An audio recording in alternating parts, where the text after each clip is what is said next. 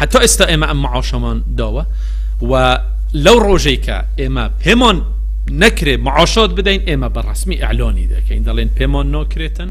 ئەمە قسەی نێچیروان بارزانی سەرۆکی حکومەت یاریمی کوردستانە لەبارەی موچەوە لە چەندین لاوە قسەڵ دەگرێت یەکێک لەوانە گلۆربوونەوەی حکومەتە بۆ چاڵی ئیفلاس.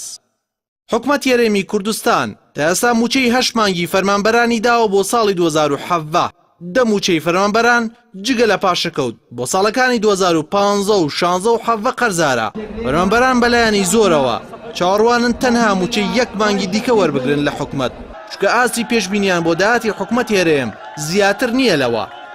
بە گوێرەی ئامارەکان حکومەت یاریمی کوردستان داهاتی ساڵانە 1 ملیارد دۆلار بۆ پێش ڕووداوەکانی کەرکووک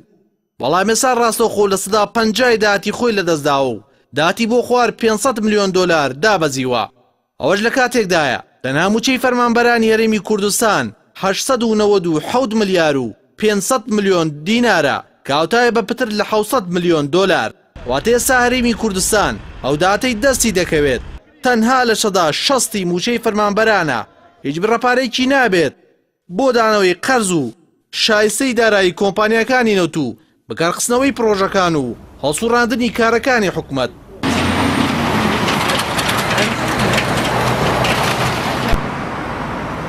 بەڕای شارەزانی ئابووری ئێستا هەرێمی کوردستان بە هەموو پێوەرە ئابووریەکان ئەگەر ئیفلاسی نەکرد بێت هیچ هۆکارێک نەماوە بۆ ئەوەی ئیفلاس نەکات و نەبێتە حکومەتێکی مفلس.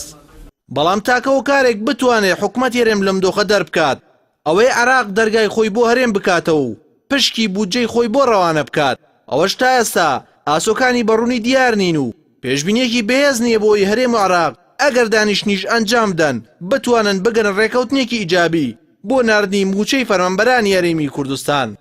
جارزانی ئابووری جەخت لەسەرەوە دەکەنەوە حکومەت یاریمی کوردستان بەم دۆخەوە چاکسازی دارایی و کارگەڕی پێ ناکرێت بۆ پێی خۆی هۆکاری سەرهەڵدانی دۆخەکان بووە بۆیە پێویستە هەڵبوەشێتەوە و حکومەتێکی نوێ بە سیستمێکی نوێی کارگەڕی پێک بێنرێت کە ئەولەویەتی ببێتە بوژانەوەی دۆخی ئابووری هەرێمی کوردستان و ڕێخستنەوەی پەیوەندی عێراقی و جیهانیەکان.